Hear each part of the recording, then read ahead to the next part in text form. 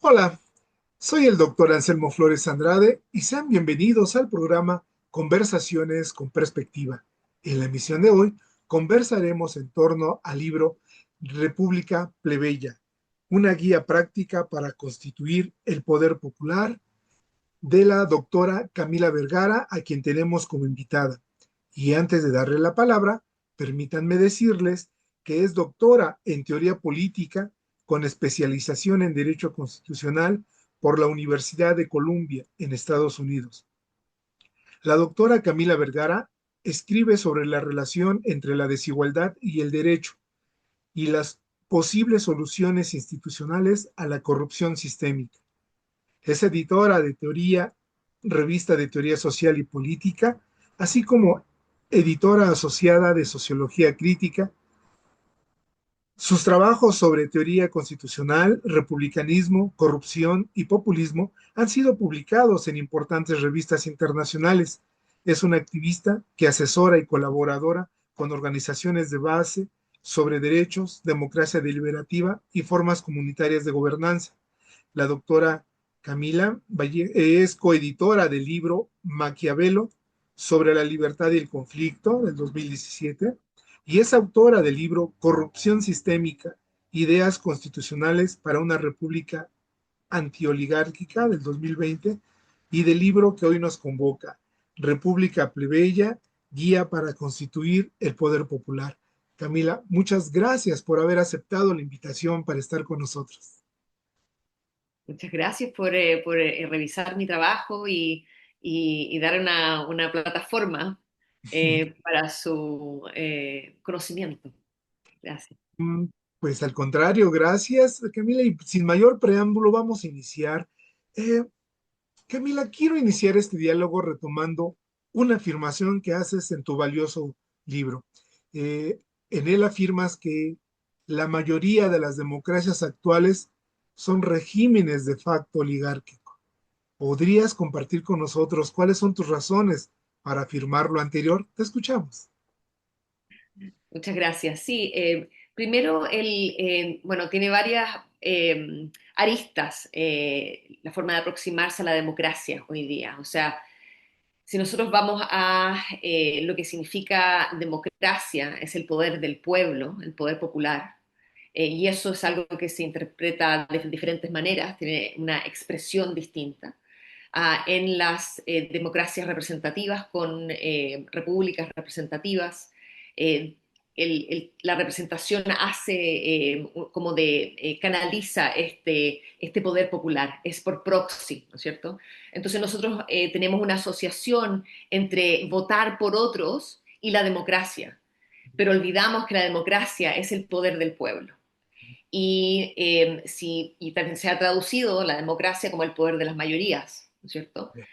Sin embargo, consistentemente vemos que los que terminan en el poder no son un reflejo de la mayoría real, sino de una división ideológica que divide a la mayoría de lo que es más beneficioso para ella, ¿ya? Estamos hablando de expandir los derechos sociales y económicos, que es algo que los países están al debe en general, ¿ya? Eh, y, y, eh, y eso es algo que hace, si uno lo ve desde ese punto de vista, desde la realización de los derechos por un lado y por el otro lado, ¿quién tiene realmente el poder en nuestra sociedad? Entonces vemos que el poder está controlado, está monopolizado en el 10% más rico, en el 1%, y no solamente en los países, pero en el mundo, ¿ya? Entonces vemos que el sistema representativo no asemella en el fondo al poder de la oligarquía. Entonces el pueblo, vamos de nuevo al tema de cómo se define la democracia. ¿Dónde está el poder del pueblo? ¿Cómo el pueblo ejerce ese poder? De ninguna forma realmente. No hay más allá que votar por otros, lo que no ha sido conducente a un mayor equilibrio en términos de la distribución de la riqueza y del poder, ¿ya? De la decisión. Mm, Qué interesante. Camila, para el público que nos va a ver y escuchar puedan eh, comprender y tener el contexto, eh, esto que nos comentas de que es un gobierno de pocos para pocos, en tu opinión, ¿cómo se ha domesticado y neutralizado el poder popular en estas democracias liberales representativas? Es decir, ¿cuál ha sido ese proceso ideológico, social y político que ha posibilitado la domesticación y neutralización del poder popular? Eh, el tema de la representación. O sea, cuando nosotros de nuevo pensamos en lo que es la democracia, inmediatamente nosotros lo conectamos con la representación. Y si uno piensa lo que es la representación, es como una transfiguración. La idea de que una persona es votada básicamente por 1 millón, 2 millones de personas, no sé, X millón o miles, que votan por una persona, pero votan por distintas razones por esa persona. Y esa persona tiene un abanico limitado de acción. Entonces, el tema de la representación no es algo que sea algo que se pueda materializar realmente, salvo que se lleve a cabo la plataforma central de ese candidato o candidata, ¿ya? Y podamos ver una trayectoria de, en el fondo, cómo la representación valida, en el fondo, un poder del pueblo, en el fondo, ¿ya? Y al final, la representación y el voto por otros ha sido una forma de domesticar el poder popular desde la antigua Roma. O sea, Cicerón, hablando de el poder que tenían los tribunos de la plebe en la antigua Roma, decía, bueno, el poder que tiene el tribuno de la plebe es poco comparado con lo que es el pueblo sin el líder, porque los líderes siempre ocupan un espacio intermedio, entonces están más cerca de la oligarquía, por así decirlo, que en el fondo el Claro. pueblo mismo. Entonces, hay una cosa intermedia y en esa cosa intermedia hay cooptación. Y hay también un tema de perder el estatus, porque cuando uno llega a esa posición intermedia, uno no quiere volver abajo en el fondo, quiere quedarse ahí. Y en ese se vuelve como una forma de diplomacia. Entonces, esa forma de representación también es una forma de disciplina, ¿ya? Y creo que esa es uno no piensa de la representación en esa forma, sino que lo piensa como un vehículo de la voluntad popular y no como una forma de disciplina del pueblo, de domesticar, como Cicerón decía. Claro. Camila, también afirmas que el poder del pueblo solo se reduce a seleccionar representantes. De hecho, permíteme citarte, dices, los marcos constitucionales de hoy no tienen ninguna institución para que el pueblo se exprese y pueda controlar a las élites que gobiernan. Las democracias contienen solo instituciones a través de las cuales los representantes gobiernan y se contienen entre sí, pero ninguna institución popular que permita a la gente común ejercer poder político más allá del votar por representantes. ¿Es esta limitación lo que ha permitido la oligarquización del poder y la corrupción sistémica, como en el caso de Chile? Sí, por supuesto. Creo que el no tener, cuando uno tiene instituciones que son elitistas y que en ese elitismo se fomenta la oligarquía, el poder de los pocos, eh, y no hay una organización basal en el sentido de que obviamente hay organización, el sistema socioeconómico, sociopolítico a nivel local, pero sin ningún poder formal sobre el sistema mismo, ¿ya? Entonces hay una falta de organización, de infraestructura política, por así decirlo, de formalización de espacios, de apertura de espacios, en que lo que se decida en esos espacios tenga alguna incidencia en lo que va a pasar.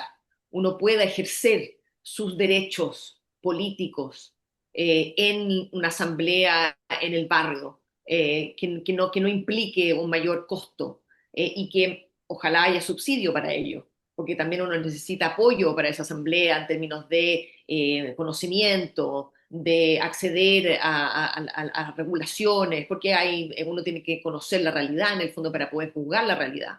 Y para eso necesita algún tipo de presupuesto, igual que todas las asambleas parlamentarias, que son de la élite, ¿no? Los distinguidos por el voto. Tiene que haber alguna infraestructura para las personas, porque también hay un tema de canalizar este descontento político que hace que la gente se vuelva apática. Entonces, al final, ese repliegue no ayuda mucho porque no cuenta, ¿ya? Pero si hay un repliegue a una organización sociopolítica desde abajo, eso sí cuenta, porque es paralelo, ¿ya? El tema es cómo uno conecta esos dos mundos para que tenga realmente incidencia y poder sobre lo que pueda decidir cualquier gobierno, en el fondo, que al final haya una forma de medir o una forma de decir esto es legítimo y tiene que haber en el fondo una pugna, yo diría, entre el poder popular y el poder elegido. Y ahí hay que ver quién manda más. Claro, antes de ir y hacerte una pregunta que es un concepto que tú has desarrollado muy bien, quisiera preguntarte, Camila, ¿qué lecciones podemos aprender de las repúblicas antiguas en torno a las instituciones plebeyas de las cuales tú nos hablas en tu libro? Eh, Primero, o sea, creo que la historia de Roma y la Roma republicana es una historia que es súper contenciosa en el sentido de que las fuentes que vienen desde esos momentos tienden a ser fuentes elitistas. Cicerón era una persona de Alcurnia, entonces si ponemos en contexto, es como tener a alguien de Alcurnia hoy en cualquier país, yo diría, tiende a ser conservador. Entonces no es una persona que sea progresista ni sea pro pueblo en ese sentido, ¿ya? Pero una persona inteligente también. Entonces, claramente puede juzgar desde su propio prejuicio la sociedad. Entonces, eso lo hace inteligente, interesante, pero uno tiene que saber quién está produciendo esa información.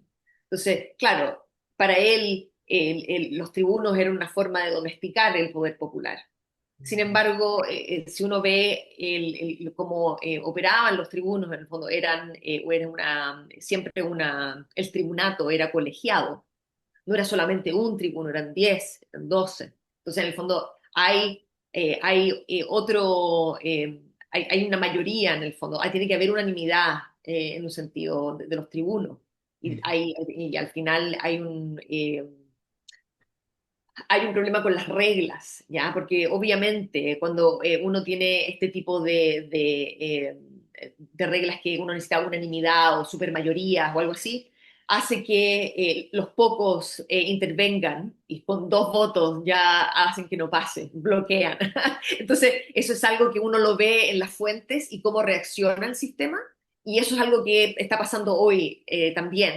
Entonces, es como el sistema reacciona y una de las formas en que reacciona es que coopta esa institución, simplemente por cooptando uno o dos. Entonces, es ahí donde uno ve cómo ese poder oligárquico puede realmente tener un poder de veto porque digamos, coloniza esas instituciones. Entonces, eso es algo que creo que es interesante de recordar.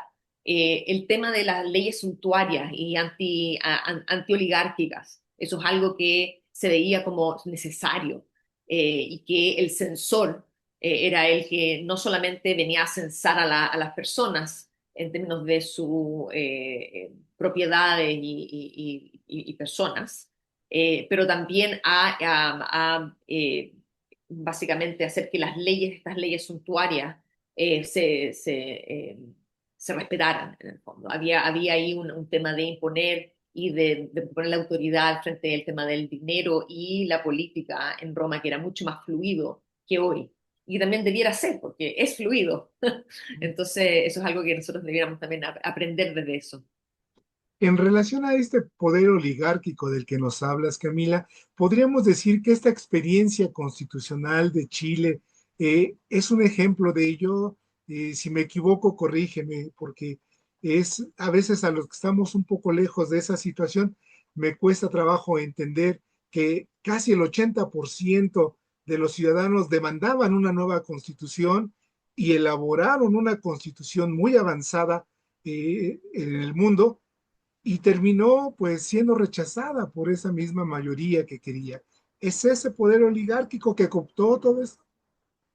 Desde un principio, claro, o sea, la respuesta rápida es sí, claro, o sea, hubo una defensa desde el poder de la oligarquía desde un principio, o sea, tenemos de partida completamente distinto un proceso constituyente a contrapelo, podríamos decir, porque en todos los otros de Latinoamérica era un presidente el que básicamente corría en la plataforma diciendo voy a cambiar la constitución y salía electo y llamaba a referéndum y lo hacía, y era como un plan. Aquí era un presidente que no quería que básicamente el pueblo que lo quería él fuera, Sí, que en claro. algún minuto se discutió si iba a salir en helicóptero desde la moneda, Sí, como han salido otros en en Argentina. Argentina. Es como, puede pasar, porque su nivel de aprobación era bajo, no sé, 5% o algo así. Ujú. Entonces era realmente un proceso constituyente a contrapelo eso marca el proceso y marca la forma en que el pueblo sigue en el fondo organizando y el pueblo hablo de el pueblo organizado hasta cierto punto en el fondo eh, en asambleas locales, en asambleas de género, de trabajo, de conocimiento, de salud, de pensiones. Había Sí. una efervescencia, como uno lee en los libros de historia, en que había cafés en todos lados, había foros, porque como era la pandemia, todo el mundo empezó a hacer Zooms, entonces eso fue increíble como prendió, decimos en Chile, realmente prendió la pradera, o sea, en el sentido de que las personas realmente se empoderaron en hacer las discusiones públicas, en llamar a otras personas a participar. Realmente había una efervescencia y eso compitió con un control desde arriba, con las reglas. Las reglas básicamente hicieron un proceso exclusivamente representativo y el pueblo organizado no tenía nada que decir más que elegir a otros. Y eso es algo que no se aceptó, porque básicamente las personas ya se reunían para conversar y ojalá proponer cosas acerca de lo que realmente era importante para ellos. Entonces hubiera sido un retroceso. Y se empujó por mecanismos participativos, pero siempre fue no vinculante. Ya. ¿Se lograron cosas? Sí, se lograron, pero en el fondo fue siempre una batalla. Entonces uno ve cómo el sistema oligárquico se impone a través de las reglas y a través de la no existencia del pueblo, en vez de decir, ok, ¿por qué no formalizamos lo que existe? ¿Por qué no hacemos unas jornadas deliberativas en el fondo? Hacemos un proceso democrático. No, inmediatamente se controla el proceso desde arriba y ese proceso involucraba un muy poco tiempo, de meses, entonces todo era rápido, era difícil de seguir, y luego una socialización, básicamente propaganda, por menos de un mes y a votar. Y tú dijiste algo que no es correcto, porque el universo de personas que votó a favor del proceso constituyente no es el mismo que el que votó en el plebiscito de salida, porque de nuevo hay una triquiñuela del procedimiento. Básicamente, en Chile, mucha gente completamente apática, o menos del 20%, no vota, nunca. Entonces, esas personas ni siquiera sabían que había un proceso constituyente, ya que en Chile nunca se hizo educación a través de los medios o de ninguna otra forma. En el fondo, el Estado no educó del proceso, ¿ya? Pasó como en la representatividad. Eh, y, eh, eh, y básicamente esas personas que estaban fuera del sistema fueron obligadas a votar en el plebiscito de salida que se dijo, porque todos fuimos obligados a votar. Entonces, personas que no habían votado, que no decidieron el primer plebiscito, que estaban involucradas en el proceso y que estaban organizadas, que hubieran hecho un proceso que hubiera sido efectivo en el fondo, la diluyeron con personas que no sabían ni siquiera que el proceso estaba sucediendo y que fueron víctimas de toda la amenaza viniendo de los medios, que básicamente decían que las cosas podían ser peor. Y las personas no van a votar a favor de algo que no conocen. Entonces ganó el rechazo, pero eso no significa que el proceso haya sido algo que no hubiera sido mejor o que fue un fracaso, sino que hay que aprender de él como un logro en muchas formas de la forma en que se llegó a dirigir y lograr cosas dentro del sistema constitucional. Se logró mucho, que podría haber cambiado parte de lo que la sociedad en el fondo, pero que al final no vimos o no se vio el poder realmente de los medios y el tiempo, y que al final las personas no, si no conocen algo, no realmente no lo van a apoyar. Y si no hay tiempo para que lo conozcan, de verdad, entonces es algo casi perdido, si uno trata, ¿no? Claro, además siempre la derecha, cuando hay estos cambios que le afectan, siempre hace énfasis que es un salto al vacío, que no sabemos a dónde nos va a llevar.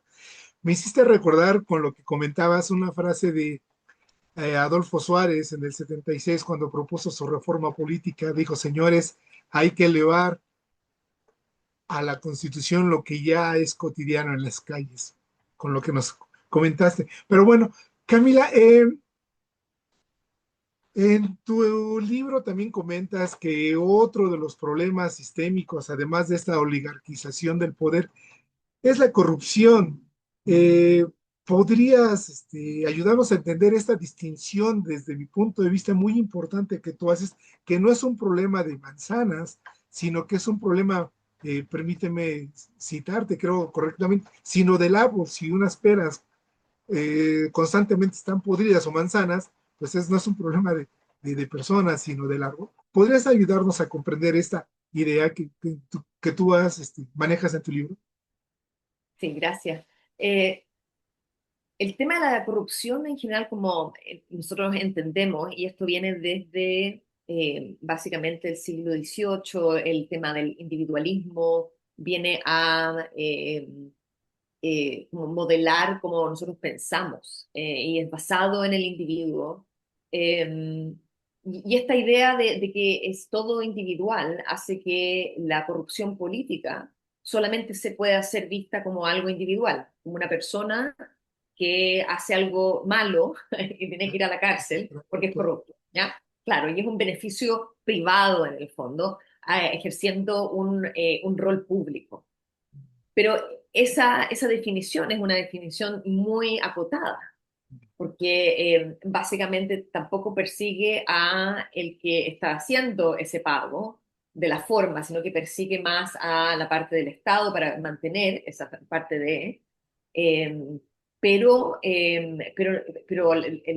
no hay poco poderoso en el fondo para poder realmente capturar el nivel, ¿ya? De este intercambio que existe a largo plazo en todas las burocracias y en todas las veces que hay sistemas topando, que es básicamente, claro, proyectos y dinero y licencias y las personas que tienen que darlas, ¿no? Entonces, obviamente, si se puede influenciar, se hace. Entonces, ese es el tema que hay que lidiar constantemente. Y eso claramente uno puede verlo desde el punto de vista individual, pero también desde el punto de vista sistémico, entonces, y del punto de vista institucional. O sea, entre medio, por ejemplo, del individual y el sistémico, tenemos la idea de que hay sistemas totales, enteros, que funcionan no para lo que dicen que funcionan, sino para otra cosa, Claro, como por ejemplo el sistema de pensiones en Chile, que fue creado para crear un mercado de capitales. Ese fue el objetivo. En el fondo, extraer dinero de los trabajadores y de la empresa, pero los trabajadores más que nada, y en el fondo forzar guardar ese dinero, básicamente, y ese dinero es administrado por administradoras, que básicamente son ellos. Y claro. luego ese dinero se lo prestan a sí mismos, a las industrias, para así poder hacer otras cosas. Entonces, claramente es un sistema que es muy beneficioso para las personas que se benefician de el mercado de capitales y de, en el fondo, estos créditos masivos o sea, millonarios ya, con bajos intereses o con privilegios ya. Entonces, claramente eso es algo que sucede, ¿ya? Entonces, hay ese tipo de conexión que también es corrupta, pero es más que el sistema entero funciona así.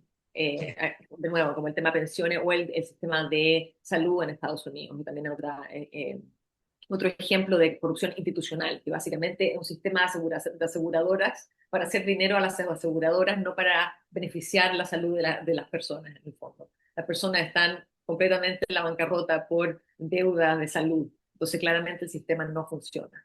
Entonces, ese sistema, esa corrupción es institucional. La corrupción sistémica es ya el tema de las regulaciones y las leyes, o la falta de regulación y la falta de ley, en el fondo, y la falta de estructuras que apoyen, que ayudan en el fondo a que la riqueza se acumule más y más en el fondo las capas altas de la sociedad, y eso hace que haya más influencia en las leyes y así al final se sacan en el fondo los límites que antes habían, ¿ya?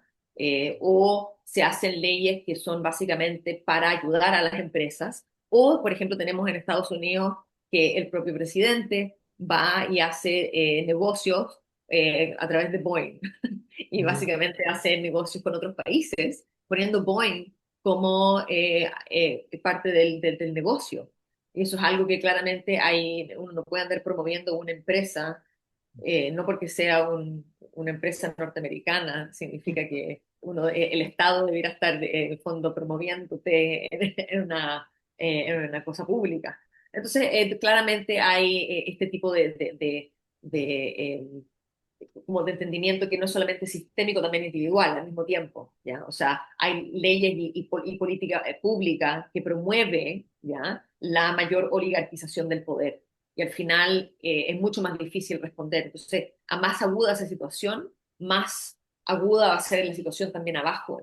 Hay un tema de falta de poder y también de deseo de poder y de hacer algo y en algún minuto no va a ceder en el fondo, va a haber tiene que haber alguna reacción. ya. Entonces, eso creo que es parte de la historia, no sé cuánto se demore eso, Claro. eh, pero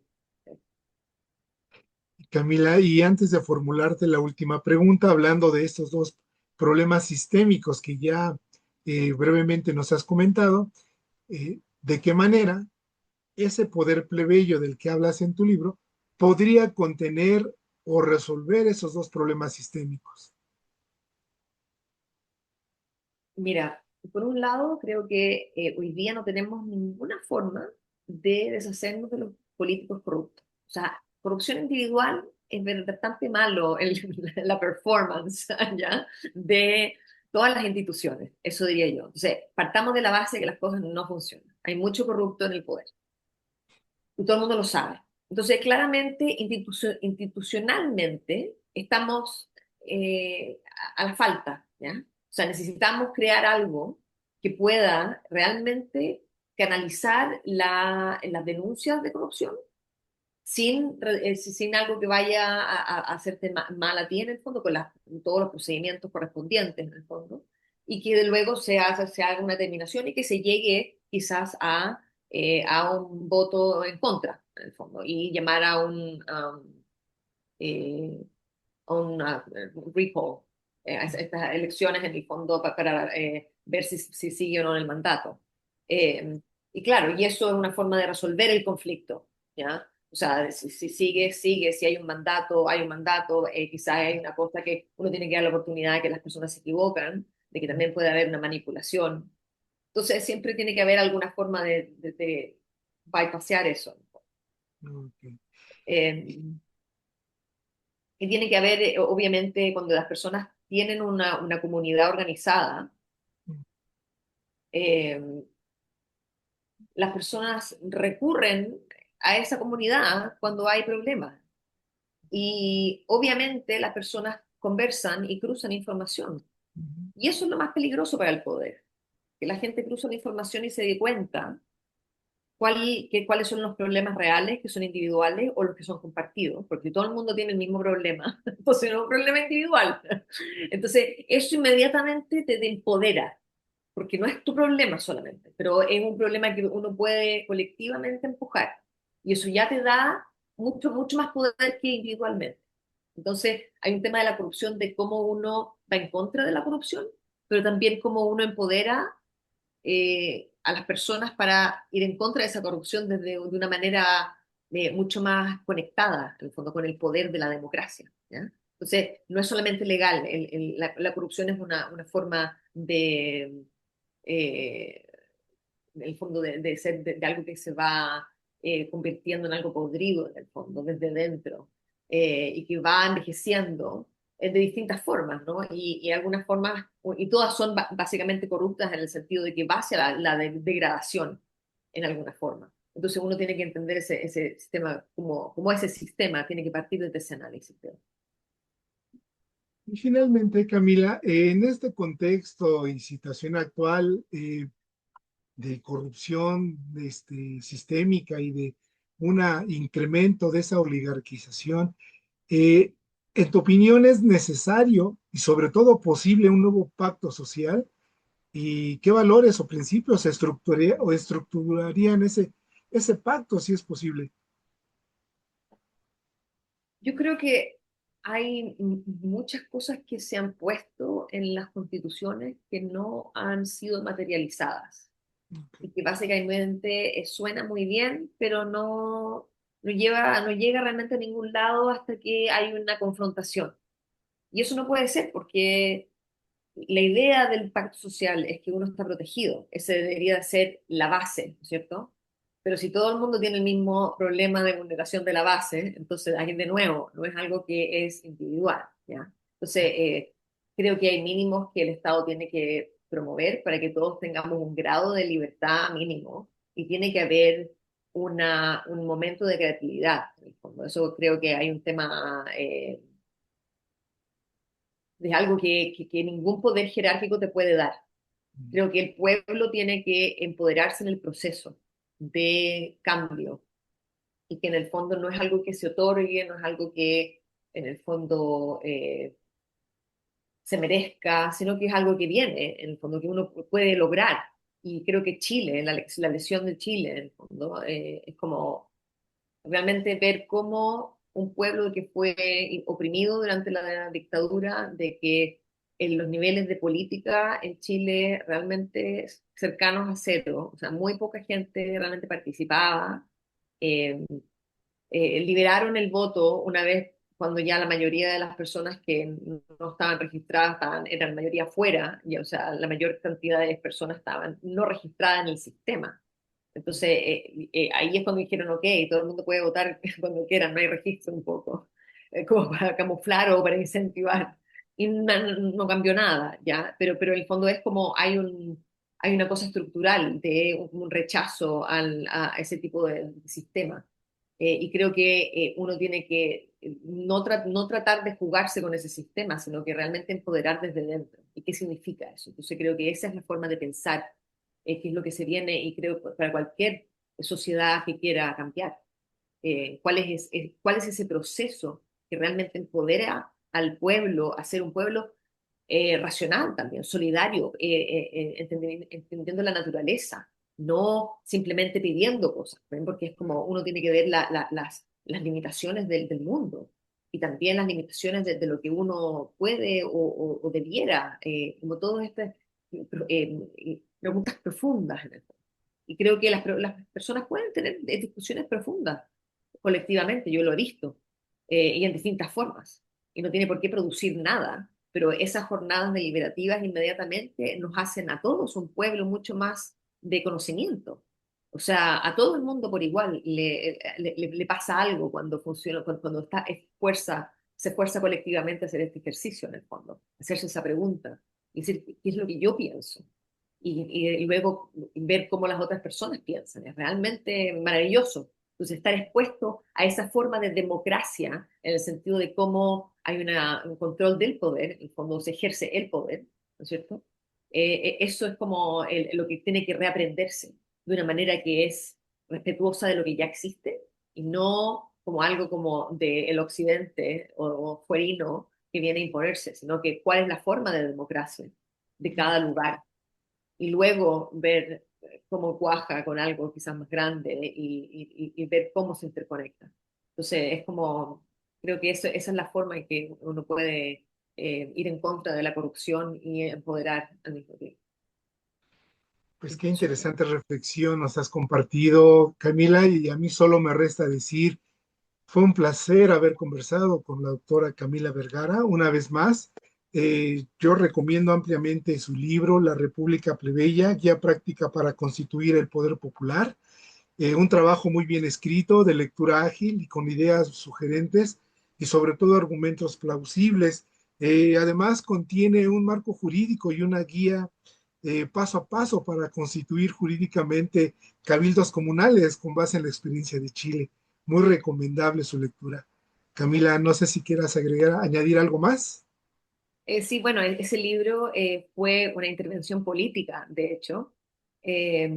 Fue escrito en un mes, básicamente tratando de traducir mis conocimientos del inglés, de la publicación anterior, en una herramienta política para el momento. Entonces se pensó como una forma de manifiesto que pudiera ser un manifiesto de bolsillo, un poco. Eh, y fue realmente un experimento un poco y una intervención. Y esa intervención fue capturada por distintas personas. O sea, realmente marcó, tuvo una influencia más allá de lo que yo hice, en el sentido por ejemplo, en el libro había un llamado a, si quieres realmente participar, puedes escribir, en el fondo, si quieres algo y conectarte y organizar o algo, y las personas podían contactar, y algunas personas lo hicieron. Y claro, algunos de los contactos fueron una conexión directa con organizaciones sociales, en el fondo, que fue realmente pilares durante el proceso, que fue un poco después por el tema de la pandemia. Se atrasó, entonces mi libro ya había salido, entonces había de hecho representantes que fueron electos luego de leer el libro, se inspiraron en correr.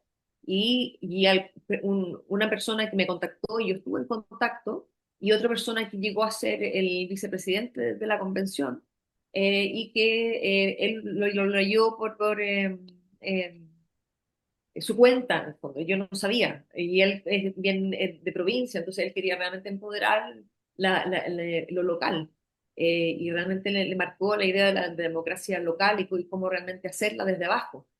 Entonces, eso quería agregar acerca del libro en sí mismo. Y es gratis de bajar. En ese minuto se vendía a costo, entonces claramente teníamos una ventaja comparativa con el resto de los libros que eran muy caros. Entonces creo que eso también influyó.